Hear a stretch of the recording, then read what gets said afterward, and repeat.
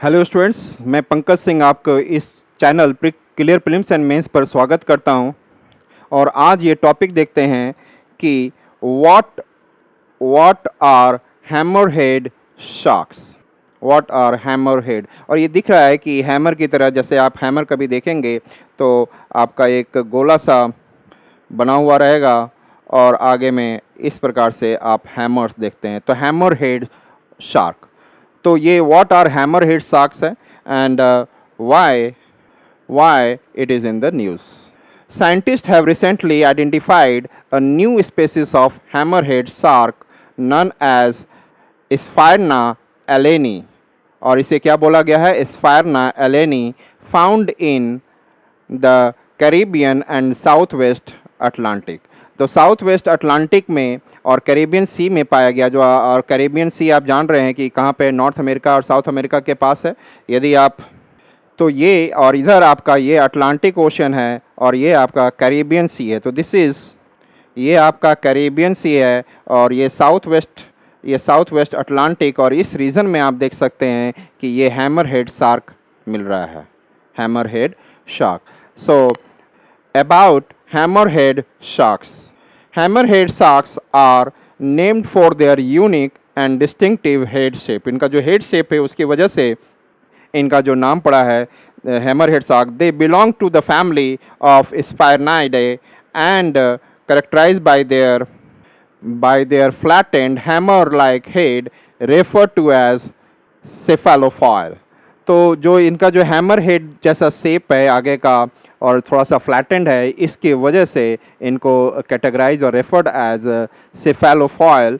And this unique head shape provide several advantages such as, जब इनकी head इस तरीके से होगी तो इनकी आंखें ऐसी जगह रहेंगी जिससे कि वो चारों तरफ 360 डिग्री पर वो देख सकें।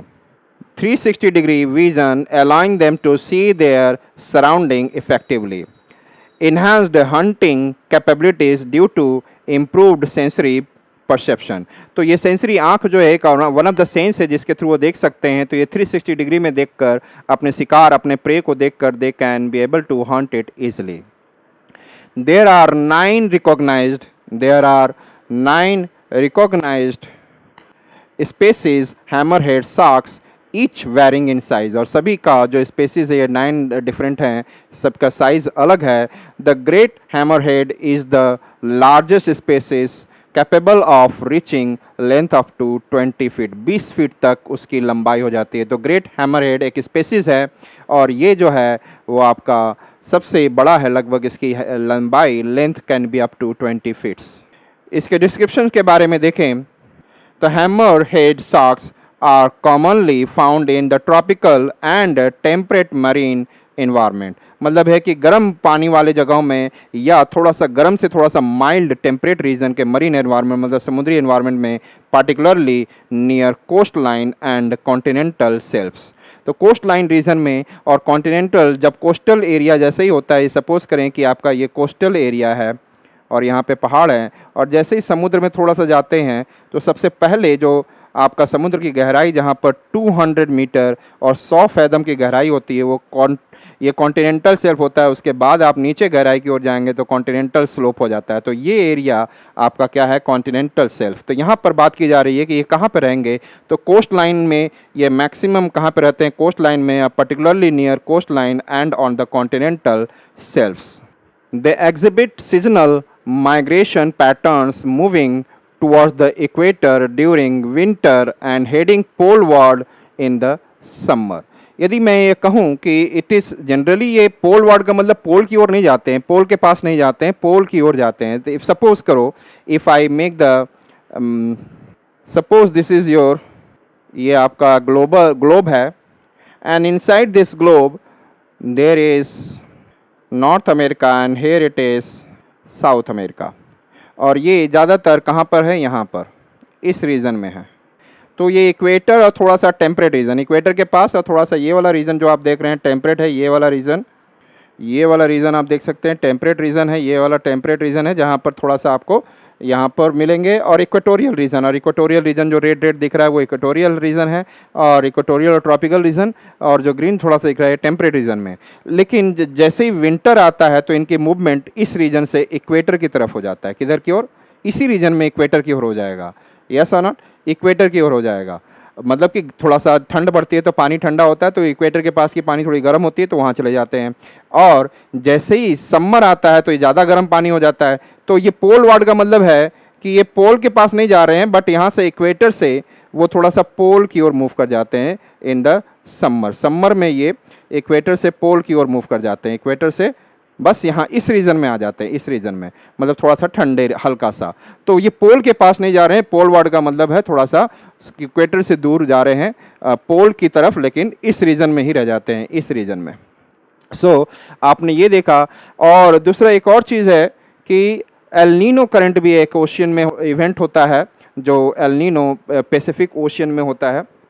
जब रेनफॉल भारत में कम हो जाता है तो इस रीजन में और वर्ल्ड के कई जगहों पर, तब ये एल नीनो कंडीशन आता है। During warm El Nino events these sharks may travel hundreds of kilometers beyond their usual range. अपने रेंज से एल नीनो के समय में भी आपको ऑस्ट्रेलिया और साउथ अमेरिका के पास का रीजन जहाँ पर है, क्योंकि हमने जो बात किया अभी वाली स्पेसीज जो ज़्यादातर मिल रही कैरिबियन सी के पास और साउथ वेस्ट ऑफ अटलांटिक, लेकिन हमारे पास 9 स्पेसीज हैं और सारे जहाँ पे रहते हैं, कहाँ पे मैक्सिमम रहेंगे? इक्वेटर और टेम्परेट रीजन के पास। लेकिन जहाँ पे एल नीनो जब होता है, जहाँ पे वार्म ओशन करंट ज़्यादा आ जाता है, तो उस समय में वो थोड़े से दूर हो जाते हैं, 100 kilometres away they move. Features: the upper body of hammerhead shark is typically grayish brown और olive green। तो उनका जो upper body of the hammerhead का जो शार्क का होता है वो लगभग ग्रे कलर का, ग्रे थोड़ा सा ब्राउनिश होता है, और या ओलिव और ग्रीन कलर का होता है। जाकर आप देख सकते हैं या थोड़ा बहुत आइडिया मिल गया होगा। वाइल देयर बेलीज आर वाइट, उनके नीचे का पोर्शन जो होगा वो वाइट होगा, बेलीज।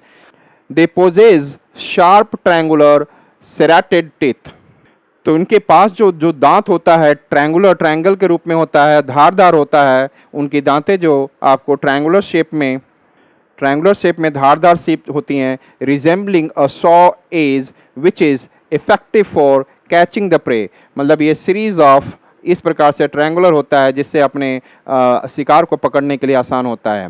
Hammer heads have specialised sensory organs located across the heads enabling them to detect food in the ocean effectively. उनको फूड, अपना जो प्रे है, उनके लिए जो शिकार है, उनको खोजने के लिए उनका जो हैमर हेड है उसके सेंसरी ऑर्गन्स काफ़ी हेल्प करते हैं फूड को खोजने में। पहला आँख ही हो गया, दूसरा दूसरी सेंसरी ऑर्गन्स जो स्मेल आती है उस स्मेल को वो समझ सकते हैं। They are viviparous, meaning they carry fertilized eggs inside their body। अपने बॉडी के अंदर में अपने बॉडी के अंदर में जो फर्टिलाइज्ड एग हो जाता है जिससे बच्चा बनेगा वो अपने बॉडी के अंदर लेके घूमते हैं। And give birth to live young, मतलब और बच्चों को जन्म देते हैं। These sharks can live for 20 to 30 years. ये जो हैमर हेड शार्क्स हैं लगभग 20 से 30 साल इनकी लाइफ स्पेन होता है। As exothermic animals, they do not have a mechanism for regulating their internal body temperatures। Exothermic animals का मतलब है कि वो एनिमल जो हीट को रिलीज करते हैं, तो ये हीट को रिलीज करते हैं, इस कारण से ये अपने बॉडी में यदि बाहर का चीज़ ठंडा हो जाए तो ये भी ठंडा होने लग जाएंगे। तो ये आउटसाइड के अपने अंदर के बॉडी के टेम्परेचर को ये रेगुलेट नहीं कर पाते हैं। थर्मो रेगुलेशन इनका, इंटर बॉडी टेम्परेचर जिसको आप थर्मो रेगुलेशन कह सकते हो, तो they can't do thermo regulation. Body दो चीज़ें टेम्परेचर को रेगुलेट करने की कोशिश करती है और अपने अंदर के केमिकल्स, नमक वगैरह को। तो ऑस्मो रेगुलेशन, दो प्रकार का रेगुलेशन होता है, एक होता है ऑस्मो रेगुलेशन और एक होता है इसी को होम्योस्टैसिस, जिससे कि बॉडी अपनी आप को अच्छे टेम्परेचर में और बेटर कंडीशन, स्टेबल कंडीशन में रख सके।